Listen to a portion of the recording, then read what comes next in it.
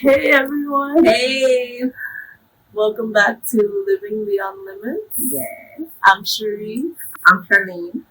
And yeah, so this is episode 2. Um, Today we're going to be talking about a video we found about transabled people.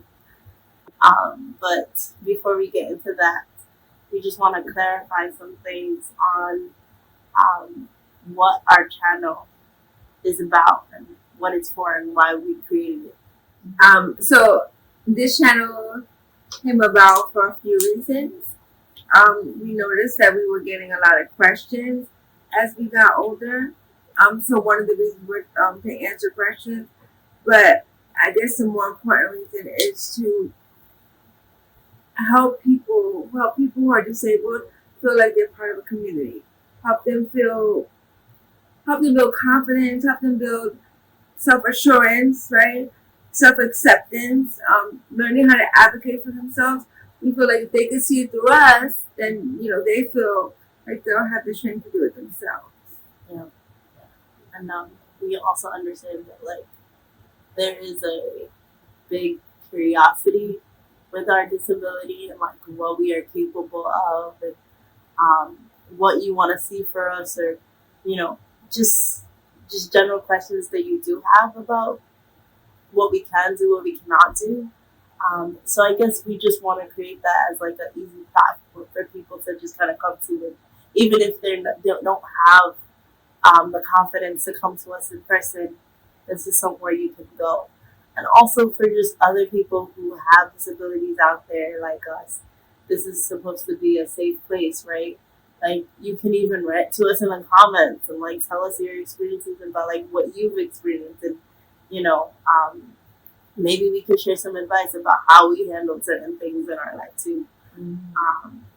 But yeah, it's a place for us to come together, in a world where we're seen as like, I don't know, 2%, even though we're actually way more than that in America. Yeah. But you may feel like that because there isn't a lot of people around you who are disabled. So this is the place for that. So I hope that this channel gives you that. And if there's anything that you guys would like us to do even more, please let us know. We are open to any type of suggestions, advice, or whatever. And we don't want you to feel alone. I think, we're a little different in age, but our experiences are very similar. And I think one of the running themes for a person with a disability is feeling alone. Yeah. Feeling like you have no one else. Feeling like no one else understands you. No one else is going to accept you. And we coming here, we feel like we can let you know that there's someone out there, whether near or far, that can relate, that has answers, that has support, Yeah. So that's what we hope to bring here. Okay, so now going into the points of the episode. We found a video online on social media, and it was talking about, I guess, this newfound, I don't know what to call it, like community, yes, of people who are calling themselves transabled. If you don't know what that means, transabled people are just people who feel like there's a part of their body that does not feel right, and they feel the need to not have it anymore or remove it. The one that we've seen that's most popular is removing a limb or a body part. So they're like amputees, and people actually like make appointments to make surgical, appointments to get their limbs removed. And I think the most popular one that we've also seen is a woman blinding herself to become blind. Yeah. So according to what we read, and we did some intensive research, these people don't feel like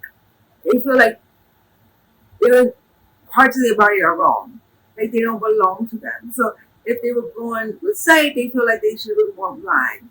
If they were born with working or legs that could have mobility, they feel like that's wrong. So that's what we found in our research. Yeah. And there is apparently a disorder attached to it. It is called BID, body integrity disorder. So basically, what we said, it's a feeling that you feel like a body part is no longer, doesn't feel comfortable, doesn't feel right. So you kind of have to remove it out of your life. We did find that the majority um, that deals with this type of disorder is actually seen in Caucasian men. But we've also seen women go through this as well. And I think the most popular one that we found, her name is Cleo Jennings White. BIID has led Chloe, a Cambridge University educated research scientist, to harm herself in a bid to become paraplegic for real. I have fantasies about having a car wreck and becoming paraplegic from a car wreck. Perhaps most shockingly of all, London-born Chloe is on a quest to find a surgeon willing to operate in order to paralyse her legs forever. I did find a surgeon in another country who would be prepared to do femoral and sciatic nerve transections to paralyze. Yeah, but she's an able-bodied person who does not feel comfortable with how she mobilizes. Yeah, and she has this desire to like get into a very horrible accident that would paralyze her, I believe, from the waist down. And I think she also said, like, if that doesn't happen, she will actually make an appointment to see a doctor. Now, I don't know if that can be true. I feel like if any doctor wants to do that, you're risking your license. But I'm not sure. Yeah, I mean, when I did some research, there was a doctor, I think it was 1977. Yes. He was the first doctor to actually perform 2 surgeries to cause people to become, was it paralyzed? Yeah, paralyzed and amputees. And you know that, like, people already get amputated if they get, they get an infection somewhere, but like he's doing it just to do it to satisfy his patients. We'll also link the article that we found in the description box if you guys want to read it. But yeah. This is not, like, this diagnosis, I think there's some back and forth about whether it's a neurological or a mental disorder. This diagnosis is not in the DSM-5. As you guys know, me and Shani are mental health professionals, so we did find that it's newly researched. So there isn't any, like, documentation or, like, it's not certified anywhere. It's actually still being explored. The closest we got to, like, any type of information was that article we just addressed.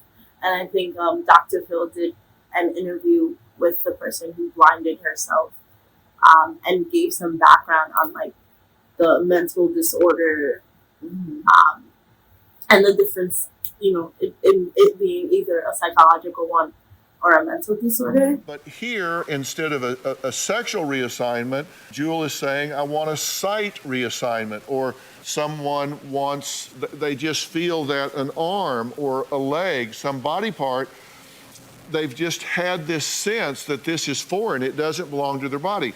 And you have to go through a differential diagnostic process. It has to be, you have to rule out psychosis. And the people that wind up with this diagnosis are well adjusted in every aspect of their life, but they just can't get past this one thing.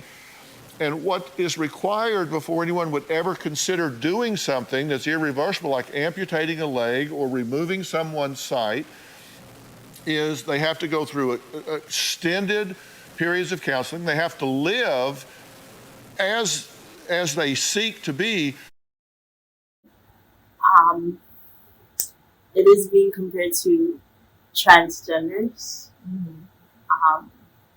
just because, as we know, transgenders do have a feeling of not feeling like they are who they are or who they were born as, so they go into the transition. Yeah, so it's been connected very heavily to that, and I don't want to say much about that because, again, there's not a lot of research to say if it can be connected, but from the research we did see, they definitely feel like something, a part of them doesn't belong.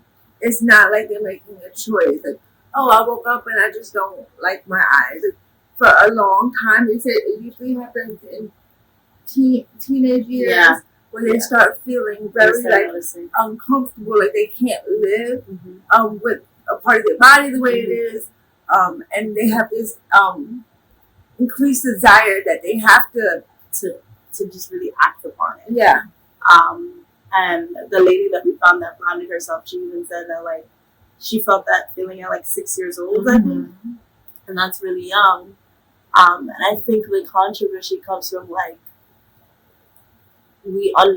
people understand that it's a feeling that they they want to change, but why act upon it is what people are worried about, because the extent of how they're trying to change can be very dangerous, right? The lady that even chose to blind herself, I think she used like Clorox, some cleaning thing, right? Yeah. And she found a psychiatrist to help her do it. Was it psychiatrist? Her psychiatrist therapist. Yeah. Supposedly said that. Now, I don't know if that's true, because when we watch the video, again, I will show clips of it. He did not come forward. He actually denied it, saying that he didn't do it. And he didn't even know her. Yes, he also said that he didn't know her. But the lady said that it was true. She asked him to do it, and like one of their sessions, she laid down. He put the drops in her eyes. Yeah. They connected. We found this really interesting article that we'll connect to the video. It talked about like how this disorder, I guess we talk about, can be seen as a mental health challenge. They connected to intrusive thoughts. Yeah. So if you were to like consider someone who had OCD, yes, or even like autism behavior, this thought cannot go away until they act on it. It's very intrusive. It's very uncomfortable. Sometimes it's painful, because the thought continues to come. Right. So we watched a few videos, and one of the videos we saw connected it to intrusive thoughts. We're gonna share our opinions on it, but just a quick disclaimer: in no way are we trying to offend anybody or like make people feel uncomfortable. This is just kind of, it's very controversial, and as people who are disabled, our first thoughts, like we were very upset about what we saw in the beginning before we did any research, just because we know what it feels like to be born with a disability, not really given the choice in the matter, and having to live with something that we weren't really happy with,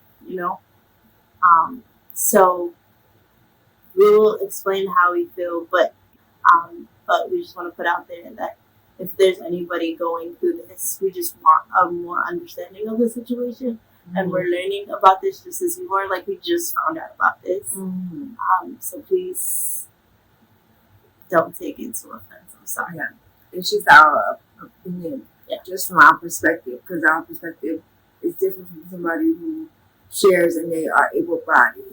And we're not trying to be insensitive. We're both mental health professionals. So we understand mental health disorders. We understand intrusive thoughts. We understand that. I think we'll go into like our feelings and then how we think it should be addressed from a mental health perspective. So, Charlene, do you want to express your feeling on the video or on the? Sure. So, Cherise came over and she was like, I gotta show you this video. And so I sat down and I watched the video. By the way, I found the video on TikTok.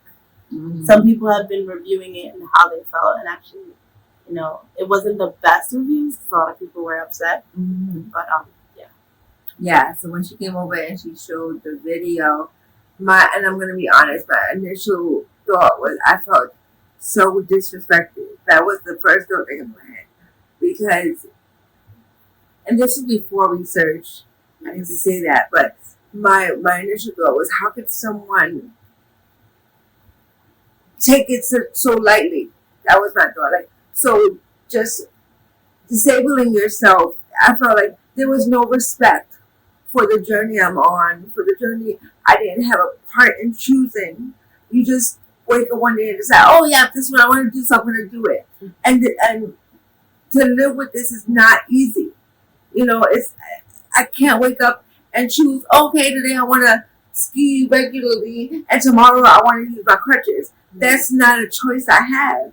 But when I watched the videos, it was like these people had choices. Yeah. So especially Jenny. Yeah. Jenny, That she was doing that. Like, it was kind of like, you know, she's choosing to walk regular within her home, and then she pulls out the wheelchair whenever she feels like she wants to use it. Like, you know, she would sit in her wheelchair, pour herself some coffee in her house. We saw her getting into the car, driving, you know, but then she would pull out the wheelchair again and wheelchair herself, and she skis.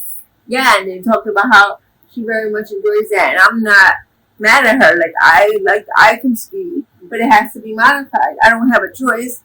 Oh, today I'm going to ski modified. Tomorrow I'm going to ski regular. Yeah. And that's what upset me. My journey, in my opinion, was taken so lightly. Yeah. Oh, okay, you have a disability. It's not a big deal. That's how I felt initially.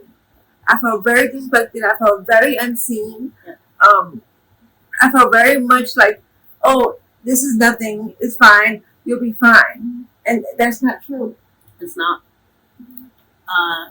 Like I said, we were born with our disabilities. We have cerebral palsy. You know, if you haven't seen our first episode, we talked about it.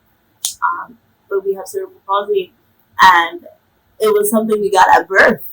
So we don't know anything about being an able-bodied person. We wake up every day trying to have modifications or adapt to the way we need to do things. Mm-hmm. And even though we were born with it, and, you know, we didn't get into any type of accidents, we're still very angry about how our life has ended up. You know, like, we've grown through it. We've done our work. We're doing the best that we can, and we love our life now. But it was never easy just to be like, yeah, I want to have this life.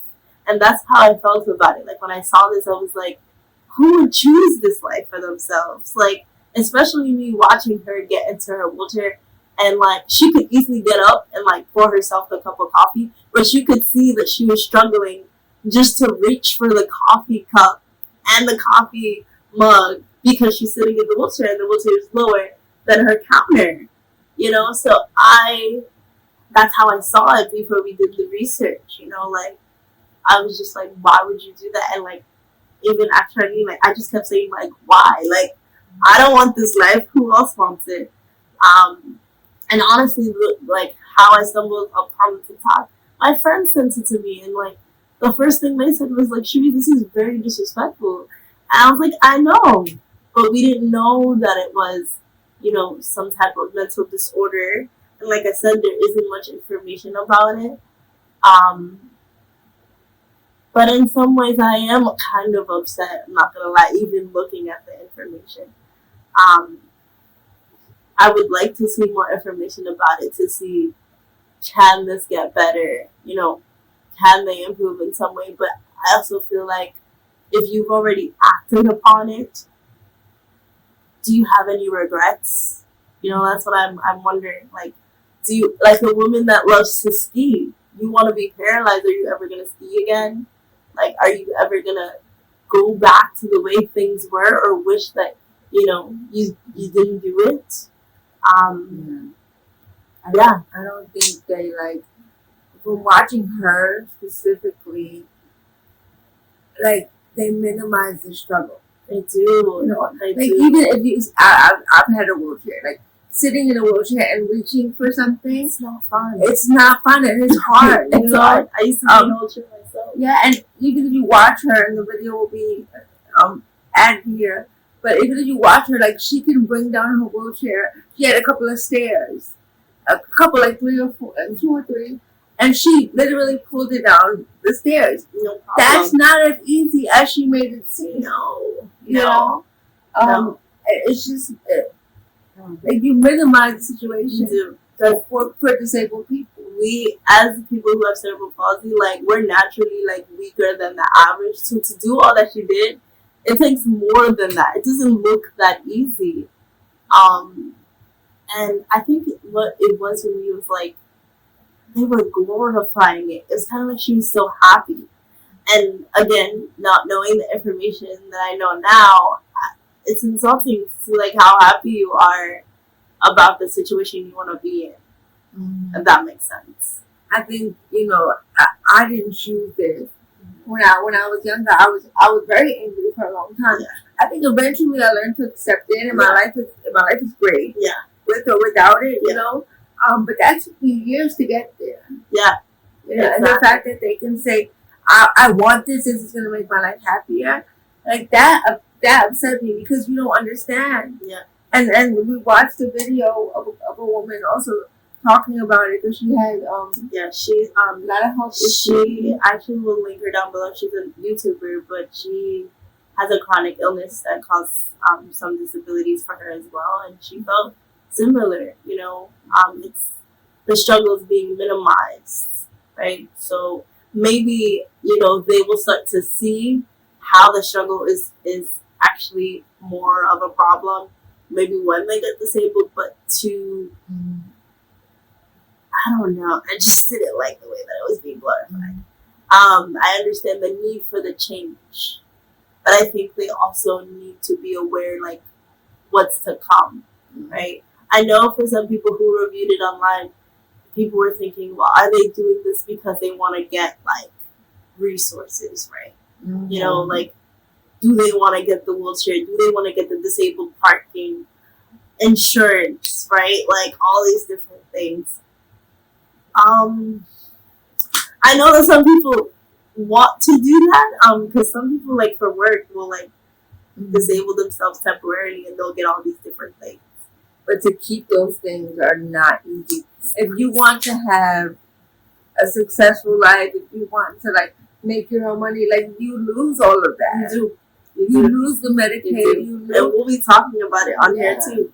And you have to, like, I have friends that have wheelchairs, and when their wheelchair malfunctions or breaks, you know how much, like, how long they have to wait to get it, and how much if you want to get it on insurance, you gotta wait longer. Yeah, and unless you have the money to pay for it, these things don't cost it's not a simple penny. Exactly, and even like I use crutches primarily to walk, and like if I pay for my crutches out of pocket, they're $100 and change, not even including the accessories. Yeah. But if I want to use Medicaid, which I don't have anymore, I don't have Medicaid. I don't have we'll be talking about that too. Yeah, you lose all your benefits when you become when you're able to work, because you have to meet a certain income bracket, and the income bracket they provide you is not a livable financial income at all. Yeah. So if I had Medicaid, they would give me the most heaviest crutches, these metal crutches, and they are heavy. They are hard to walk with. Yeah. I mean, and I just don't. This community understands that, and then they take and we get into the video. The girl they take a lot away from. They do the disabled community. They take the parking. You know how hard it is for me. I mean, sometimes I'm lazy, honestly. But like, sometimes it's really hard for me to walk. If I park a car and I want to go to the mall, like that short distance to an able-bodied person is nobody. For me, I could sweat in 5 seconds. Disability parking is limited in places. I don't feel like people realize that. It'd be like 3 spots out of like 100 spots that there is. It's not okay, and they are in some way taking some of those resources when they could just, live the able-bodied life. But I don't know. But that's just some of our opinions. Again, we'll talk about some of these stuff in further episodes. But as you can see, like, there's more to the struggle, even past like physical things for us. Like we talked about income, insurance, but when you choose to be disabled, or like if you feel like you need to be disabled, these are some of the things that you have to think about, right? You want Medicaid? Cool, Medicaid is awesome. They'll pay for everything, but you can't make no money. Like literally, I think the income bracket is like $17,000, $19,000 a year. That's nothing.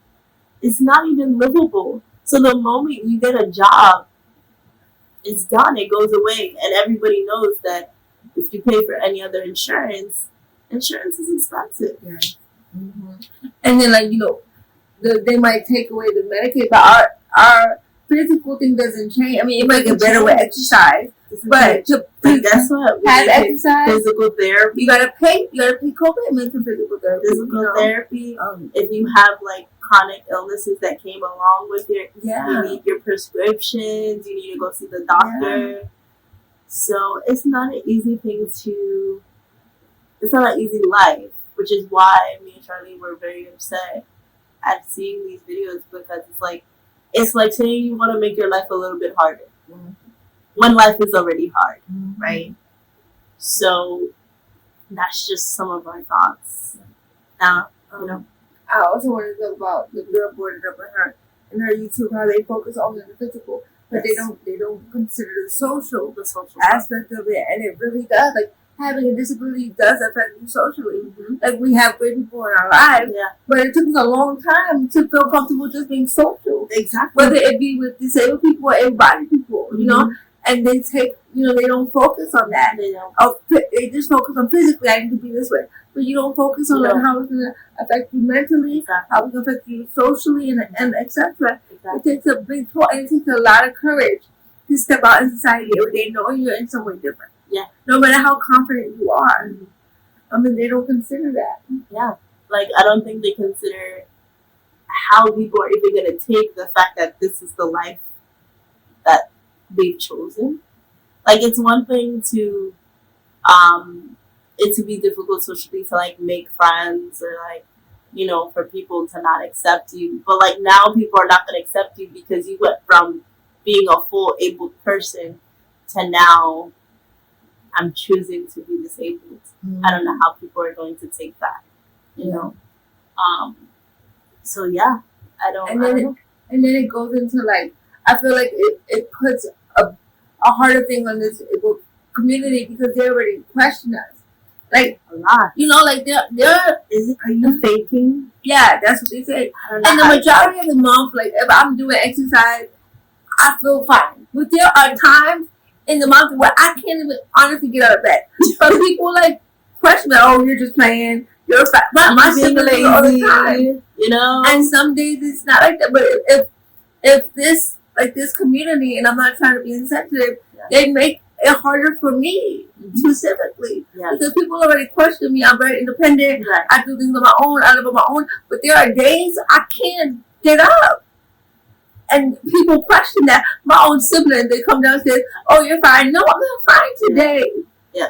But that community makes it harder for, honestly, the able-bodied population to believe us, I see that all the time. Mm-hmm. I don't know how we can fake our disabilities, but this, like Charlie said, this community can make it seem like that. Mm-hmm. I think for us, because we are so independent and like we've learned how to like manage our cerebral palsy and like cope with it. I see why people would think like, oh, are you sure you're not faking it? Because Charlie, like for example, Charlie said like she has her own place, she's doing her thing. And so maybe people will be like, but you was just doing this a minute ago, why you don't feel like doing it today, huh? But it's not the case. Like our bodies can't even, and we talk about it all the time, like we get so easily tired. For one thing to do, it can take us 20 minutes and an able person 5 minutes to do. Yeah. Like that is just, like when you think about it, that's crazy. But it's true. It's something that like, and it's the simplest thing. It's like sweeping a floor. Sweeping a floor, right? I don't know. Maybe it's because I've lived it, but I also know other disabled people, and they would tell you the same thing too. Life is already hard. We get it 3 times harder. I don't want my life to be 3 times harder. It goes into the last thing we want to talk about is how we think as mental health professionals. How do we think this should be treated, right? Because we're not saying it's not real. Yes. We sit with people all day, every day. And mental health is real, right?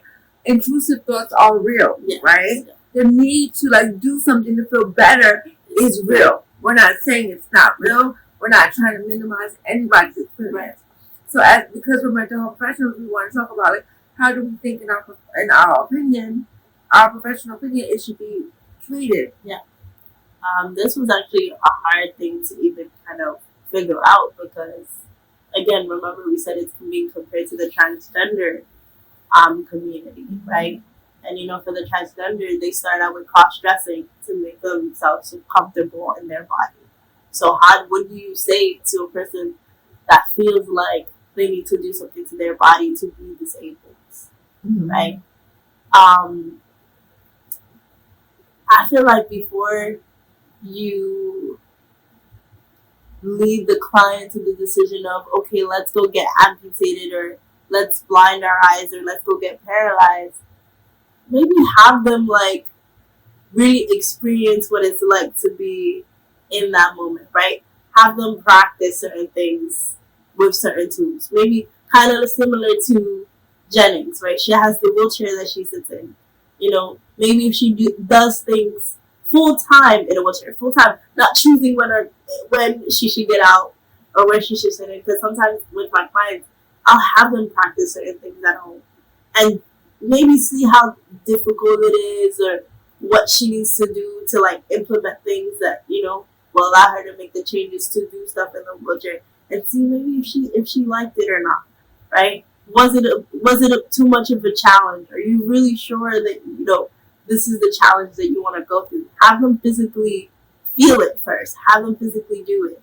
I know that when we watch some of the other videos, some of the people who wanted to feel like amputees would like fold their legs back so their knee is bent, and then they would wrap the the stump, and they would walk around like that. I would ask them how they felt to walk around in that situation before they actually got the surgery, right? What were some of the difficulties? What did you have to do to make a change from the regular way you did things? And see what they come up with. Because it gives you a chance to feed into the thought, but not actually do it just yet. Fully think throughout your decision first before you make a bigger one. Does that make sense? Yeah. Charlene, do you have any suggestions? Well, in every therapy session I do, I like to get down to the root of the cause of the problem. So I really do think everything we struggle with, whether we have a mental disorder or not, comes from something deep within. So I really think getting down to the root of the problem, getting down to the root of the feeling, it would be a good thing to explore. Yeah. And also, like if we consider it like intrusive thoughts, right?